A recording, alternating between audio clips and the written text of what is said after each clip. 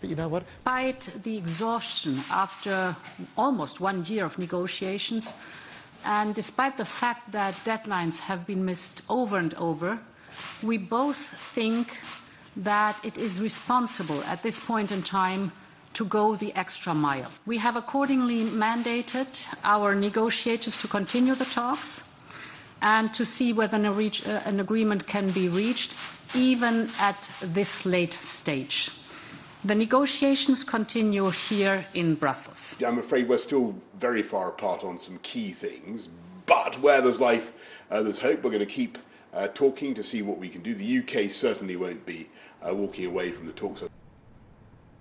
All right, let's bring in our correspondent now, Tony Waterman, who joins us live out of Brussels there. Good to see you, Tony. Okay, so both sides seem pretty optimistic at this point. Continuing talks, what do you know?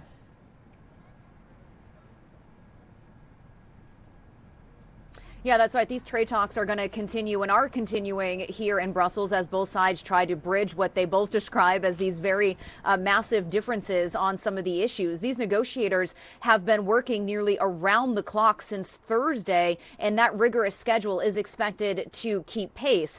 The issue at this point has mostly been whittled down to one, and that is the level playing field, ensuring that there is going to be fair competition between EU and UK businesses going forward. The EU is looking to be able to impose tariffs if there is an unleveling of the playing field because of divergences in standards in the future. And there could be a compromise on that deal. It could be some sort of independent arbitrator which would come in and decide whether or not there have been breaches to fair competition, and then what the way forward would be at that point. We are not at that point yet, though. So these negotiators saying that they're going to continue these talks. And obviously you heard there from Ursula von der Leyen and also Boris Johnson, both saying that they're going to go the extra mile in these talks. The reality is, though, that neither side wants to be the one that pulls the plug on these trade talks, which could have a no-deal scenario, could have very devastating economic consequences, especially as both economies are kind of clawing their way back from the pandemic, and to have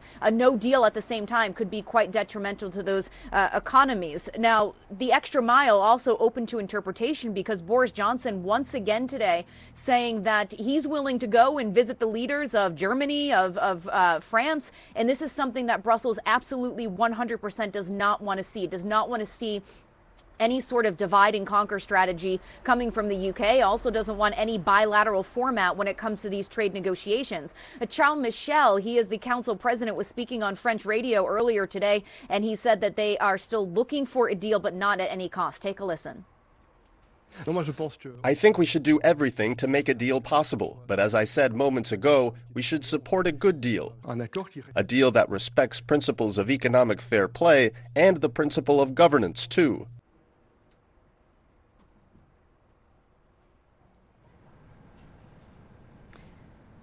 Now, both sides have been becoming increasingly pessimistic in the last couple of days that there could be a no-deal scenario, both of them saying that's now the likely outcome of these trade negotiations.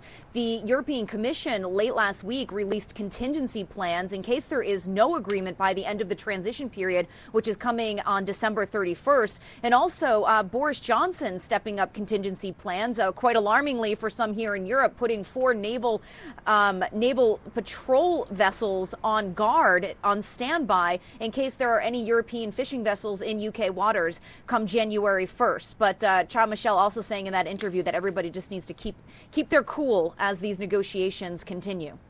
Okay, so you're mentioning contingency plans, which leads me to my next question here. I mean, if there's anything Brexit has taught us throughout all these years, it's that deadlines aren't actually deadlines.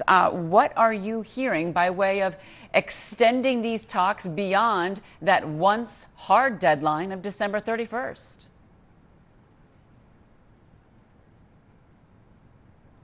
Yeah, that's right. This idea of pushing these negotiations and continuing these talks past that deadline is something that has been bandied about. And you have to remember that the Commission contingency plans, which were released last week, would keep planes flying and trucks hauling, which is in essence, without calling it an extension, is essentially that. It would give trade about a 6-month reprieve if the UK can also agree to do the same thing. So the UK in the past has said that it would not be open to an extension in the formal extension deadline actually came and went back in June.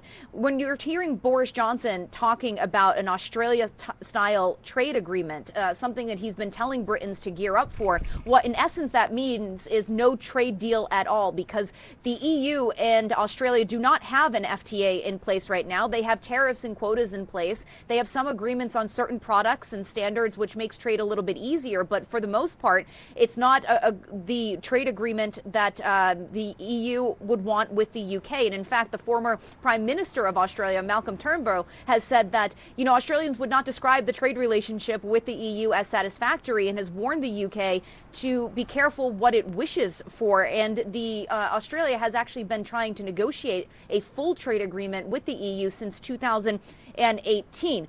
Trade is much smaller with Australia than it is with the UK. We're talking about almost $1 trillion worth of trade every single year between the UK and the EU. So nobody is thinking that going forward there will be absolutely no trade deal in place, that one will have to eventually be found. It just may not be found in the next couple of weeks. And even if one is found, it could be so thin and it doesn't cover services that they'd have to continue these talks either way in the future. All right, Tony Waterman, live for us out of Brussels. Thank you so much for breaking it all down for us. For more insight, joining me now is Helen Thomas in London, a markets expert and political analyst. She's also the CEO of Blonde Money.